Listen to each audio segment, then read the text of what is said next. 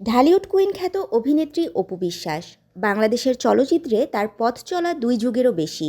ভক্তদের উপহার দিয়েছেন অসংখ্য ব্যবসাসফল সিনেমা। সাবলীল অভিনয় ও সৌন্দর্য দিয়ে সিনেমাপ্রেমীদের হৃদয়ে জায়গা করে নিয়েছেন এ চিত্রনায়িকা।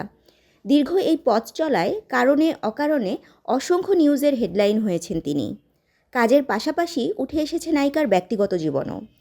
দীর্ঘ এই পথ চলায় অপ্রকাশিত এক সত্য এবার সামনে আনলেন অপু বিশ্বাস।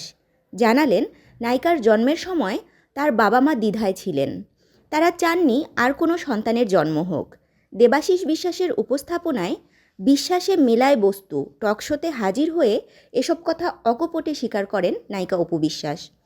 নায়িকার কথায়, বাবা মা ওই সময় তো এত কিছু বুঝতেন না, যতটুকু মার মুখে শোনা 5 মাস হওয়ার পর জানতে পেরেছেন যে আমি আসছি। তখন মা বাবা চাচ্ছিলেন না, যেহেতু আমরা 3 ভাই বোন অলরেডি ছিলাম। বাবার চেয়ে কাকা ছিলেন অপুর সবচেয়ে কাছের মানুষ। সে কথা উল্লেখ করে তিনি বলেন, কাকা আমার সব কিছু, একদম স্কুল থেকে সব কিছু। বাবাও অনেক ভালোবাসেন, কিন্তু আমার সমস্ত আবদার ছিল কাকার কাছে।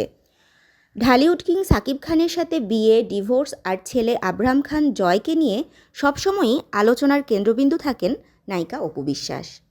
তাশরিফা তৃষা, তরঙ্গ টিভি।